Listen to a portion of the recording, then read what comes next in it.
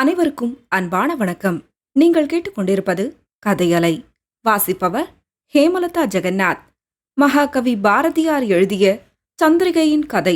விசாலாட்சியின் ஏமாற்றம். ராஜமகேந்திரபுரத்தில் வீரேசலிங்கம் பந்தலு வீட்டை தேடிப்போய் விசாலாட்சி விசாரித்தாள். அவர் அங்கு இல்லை என்றும், அவள் வந்த நாளுக்கு முதல் நாள்தான் புறப்பட்டு சென்னை பட்டணத்துக்கு போனார் என்றும் தெரியவந்தது.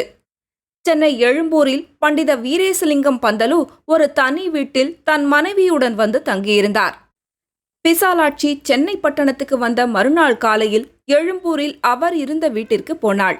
உள்ளே அவர் மாத்திரம் நாற்காலி மேஜை போட்டு உட்கார்ந்து கொண்டு ஏதோ நூல் எழுதி கொண்டிருந்தார். விசாலாட்சி அவரை நமஸ்காரம் பண்ணினாள். ஜி. சுப்பிரமணிய ஐயரிடமிருந்து தான் வாங்கிக் கொண்டு வந்த கடிதத்தை கொடுத்தாள். வீரேசலிங்கம் பந்தலு தன் எதிரே இருந்த நாற்காலியின் மீது விசாலாட்சியை உட்காரச் சொன்னார். அவள் தன் மடியில் சந்திரிகையை வைத்துக்கொண்டு அந்நாற்காலியின் மீது உட்கார்ந்தாள். வீரேசலிங்கம் பந்தலு அவள் கொணர்ந்த கடிதம் முழுவதையும் வாசித்து பார்த்துவிட்டு அவளை நோக்கி, இன்றைக்கு என்ன கிழமை என்று தமிழில் கேட்டார். அவள், புதவாரமு என்று தெலுங்கில் மறுமொழி சொன்னாள். மீக்கு தெலுங்கு వచ్చునా என்று வீரேசலிங்கம் பந்தலு கேட்டார். అవును, చాలా బాగా వచ్చును என்றாள் விசாலாட்சி. இங்கு நமது கதை வாசிப்போரில் பலருக்கு தெலுங்கு பாஷை தெரிந்திருக்க வழியில்லையாதலால் அவ்விருவருக்குள் தெலுங்கில் நடைபெற்ற சம்பாஷணையை நான் தமிழில் மொழிபெயர்த்து தருகிறேன். உனக்கு தாய் தந்தையர் இருக்கிறார்களா என்று வீரேசலிங்கம் பந்தலு கேட்டார். இல்லை என்றாள் விசாலாட்சி. அண்ணன், தம்பி, அக்கா, தங்க? எனக்கு யாருமே இல்லை. அதாவது என்னுடைய விவகாரங்களில் கவனம் செலுத்தி என்னை காப்பாற்றக்கூடிய பந்துக்கள் யாரும் இல்லை. அப்படியே சிலர் இருந்த போதிலும் நான் இப்போது விவாகம் செய்து கொள்ளப் போவதென்றும் அவர்கள் என்னை ஜாதிக்கு புறம்பாக கருதி விடுவார்கள் என்று விசாலாட்சி சொன்னாள். உனக்கு என்னென்ன பாஷைகள் தெரியும் என்று வீரேசலிங்கம் பந்தலு கேட்டார். எனக்கு தமிழ், தெலுங்கு தெரியும். 2 பாஷைகளும் நன்றாக எழுதவும் வாசிக்கவும் பேசவும் தெரியும் என்று விசாலாட்சி சொன்னாள். இங்கிலீஷ் தெரியுமா என்று பந்தலு கேட்டார். தெரியாது என்றாள் விசாலாட்சி. கொஞ்சம் கூட என்று கேட்டார். கொஞ்சம் கூட தெரியாது என்றாள். சங்கீதம் தெரியுமா என்று பந்தலு கேட்டார். எனக்கு நல்ல தொண்டை, என் பாட்டை மிகவும் நல்ல பாட்டென்று என் சுற்றத்தார் சொல்வார்கள் என்று விசாலாட்சி சொன்னாள். வீண, பிடில், ஹார்மோனியம் ஏதேனும் வாத்தியம் வாசிப்பாயா என்று பந்தலு கேட்டார். ஒரு வாத்தியமும் நான் பழகவில்லை என்றாள் விசாலாட்சி. தாளம் தவறாம பாடுவியா என்று பந்தலு கேட்டார். தாளம் கொஞ்சம் கூட தவறமாட்டேன் என்று விசாலாட்சி சொன்னாள். எங்க ஏதேனும் ஒரு பாட்டு பாடி காட்டு பாப்போம் என்று பந்தலு கேட்டார். அந்த சமயத்தில் சமையலறைக்குள் ஏதோ வேலை செய்து கொண்டிருந்தவளாகிய வீரேசலிங்கம் பந்துலுவின் கிழ மனைவி உள்ளே இருந்து இவர்கள் பேசிக் கொண்டிருந்த கூடத்துக்கு வந்து ஒரு நாற்காலியின் மீது உட்கார்ந்தாள். அவளை கண்டவுடன் விசாலாட்சி எழுந்து நமஸ்காரம் பண்ணினாள். அவள் ஆசிர்வாதம் கூறி வீற்றிருக்க விடை கொடுத்து விசாலாட்சியின் மடியிலிருந்த குழந்தையை வாங்கி தன் மடியில் வைத்துக் கொண்டாள். குழந்தை வீறிட்டு அழத் தொடங்கிற்று. என்னிடம் கொடு, நான் அழாதபடி வைத்துக் கொள்கிறேன் என்று பந்தலு சொன்னார். அவள் அக்குழந்தையை தன் கணவனிடம் கொடுத்தாள். அவர் மடிக்கு போனவுடனே குழந்தையாகிய சந்திரிகை அழுகையை நிறுத்தியது மட்டுமின்றி வாயை திறந்து புன்னகை செய்ய தொடங்கினாள். கிழவருக்கு வேறொன்றும் தெரியாவிட்டாலும் குழந்தைகளை அழாதபடி வைத்துக் கொள்ளுவதில் மிகவும் சமர்த்தர் என்றாள் கிழவி. ஆமா, எனக்கென்ன தெரியும், படிப்பு தெரியுமா எழவா, நீதான் சகலகலா பண்டித என்று சொல்லி வீரேசலிங்கம் பந்தலு முறுவளித்தார். அப்பால் வீரேசலிங்கம் பந்தலு தமக்கு ஜி. சுப்பிரமணிய ஐயர் எழுதிய கடிதத்தில் கண்டபடி விசாலாட்சியின் விருத்தாந்தங்களையெல்லாம் விரித்து கூறினார். அவருடைய மனைவி இதை கேட்டு, சென்ற வாரம் தங்களை பார்க்கும் பொருட்டு தஞ்சாவூர் டெபுட்டி கலெக்டர் ஒரு ஐயங்கார் வந்திருந்தாரன்றோ? அவர் தமக்கு ஒரு விதவை பெண் பார்த்து விவாகம் செய்து வைக்க வேண்டுமென்று தங்களை வேண்டினாரன்றோ? அவருக்கு இந்த பெண்ணை கொடுக்கலாம். இவளுடைய முதல் புருஷன் ருது ஆவதற்கு முன்னே இருந்தானா பிந்தி இருந்தானா என்று வினவினாள். அப்போது வீரேசலிங்கம் பந்தலு, அந்த விஷயம் உனக்கு சொல்ல தவறிவிட்டேனோ? இதோ சொல்லுகிறேன் கேள். இவளுக்கு 10ஆம் வயதிலே அந்த புருஷன் இறந்து போனான். அவன் இறந்து போய் இப்போது 15 வருஷங்களாயின என்றார். சரி, அப்படியானா அந்த டெபுட்டி கலெக்டர் யாதோர் ஆக்ஷேபமோ இன்றி இவளை மனம் புரிந்து கொள்வார். முதற் புருஷனுடன் கூடி அனுபவிக்காமல் கன்னி பருவத்திலே தாலி அறுத்த பெண் தமக்கு வேண்டுமென்று அவர் சொன்னாரன்றோ என்று கிழவி கேட்டாள். ஆம், இவள்தான் அவர் விரும்பிய லட்சணங்களெல்லாம் பொருந்தியவளாக இருக்கிறாள் இவளை அவர் அவசியம் மனம் புரிந்து கொள்ள விரும்புவார். நீ சொல்லும் முன்பே நான் இந்த கடிதத்தை வாசித்து பார்த்த மாத்திரத்தில் டெபுட்டி கலெக்டர் கோபாலயங்காரை நினைத்தேன். ஆனால் இந்த பெண் அவரை மனம் புரிந்து கொள்ள உடன்படுவாளோ என்பதுதான் சந்தேகம் என்று பந்தலு சொன்னார். இதை கேட்டவுடனே கிழவி, ஏன், அவரிடத்தில் என்ன குற்றம் கண்டீர்? எலுமிச்சம்பழம் போல நிறம், ராஜ பார்வை, பருத்த புஜங்கள், அகன்ற மார்பு, ஒரு மயிர் கூட நிறையில்ல, நல்ல வாலிப பருவம், டெபுட்டி கலெக்டர் உத்தியோகம் பண்ணுகிறார். எத்தனை கோடி தவம் பண்ணியோ இவளுக்கு அப்படிப்பட்ட புருஷன் கிடைக்க வேண்டும் என்றாள். அப்போது வீரேசலிங்கம் பந்தலு, அந்த கோபாலய்யங்கார் நீ சொன்ன லட்சணங்களெல்லாம் உடையவர் என்பது மெய்யே. ஆனால் சாராயம் குடிக்கிறார், மாம்ச போஜனம் பண்ணுகிறார், கள்குடியார். வேறென்ன நல்ல லட்சணங்கள் உடையவராக இருப்பினும் அவற்றை விரைவில் இழந்து விடுவார்கள். அவர்களுடைய செல்வமும் பதவியும் விரைவில் அழிந்து போய்விடும் என்றார். இது கேட்டு விசாலாட்சி, சரி, அவர் என்னை விவாகம் செய்து கொள்ளும்படி ஏற்பாடு செய்யுங்கள். அவருடைய கெட்ட குணங்களையெல்லாம் நான் மாற்றி விடுகிறேன் என்றாள். குடிவழக்கத்தை மாற்ற பிரம்மதேவனால கூட முடியாது என்று வீரேசலிங்கம் பந்தலு சொன்னார். அதற்கு விசாலாட்சி, என்னால முடியும். சாவித்ரி தன் கணவனை யமன் உலகத்திலிருந்து மீட்டுக்கொண்டு வரவில்லையா? பெண்களுடைய அன்புக்கு சாத்தியப்படாதது யாதொன்றும் இல்லை. நான் அவருடைய மாம்சபோஜன வழக்கத்தை உடனே நிறுத்திவிடுவேன். மது வழக்கத்தை 1-2 வருஷங்களில் நிறுத்தி வைப்பேன். மற்ற லட்சணங்களெல்லாம் அவரிடம் நல்லனவாக இருப்பதால் இவ்விரண்டு குற்றங்கள் இருப்பது பெரிதில்லை. நான் அவரை மனம் புரிந்து கொள்ள முற்றிலும் சம்மதிக்கிறேன் என்றாள்.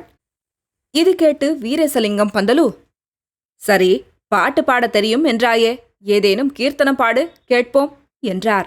ஸ்ருதிக்கு தம்பூர் இருக்கிறதோ என்று விசாலாட்சி கேட்டாள். ஹார்மோனியம் இருக்கிறது என்று சொல்லி வீரேசலிங்கம் பந்தலுவின் மனைவி உள்ளே போய் ஒரு நேர்த்தியான சிறிய அழகிய மோகின் பெட்டியை எடுத்துக்கொண்டு வந்து விசாலாட்சியிடம் கொடுத்தாள்.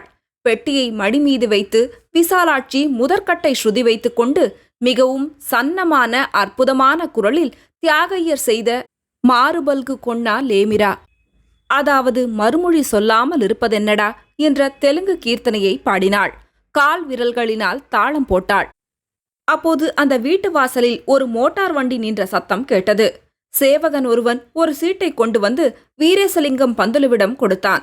அதை பார்த்தவுடனே வீரேசலிங்கம் பந்தலு எழுந்து தன் கையிலிருந்த குழந்தை சந்திரிகையை விசாலாட்சியிடம் நீட்டினார். அவள் மேற்படி கீர்த்தனத்தில் பல சங்கதிகளுடன் அணுப்பல்லவி பாடி முடித்து மறுபடி மாறுபல்க என்ற பல்லவியை எடுக்கும் தருவாயில் இருந்தாள்.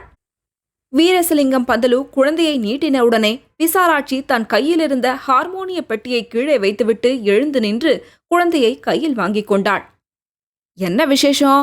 யார் வந்திருக்கிறார்கள் என்று பந்துலுவை நோக்கி அவருடைய மனைவி கேட்டாள்.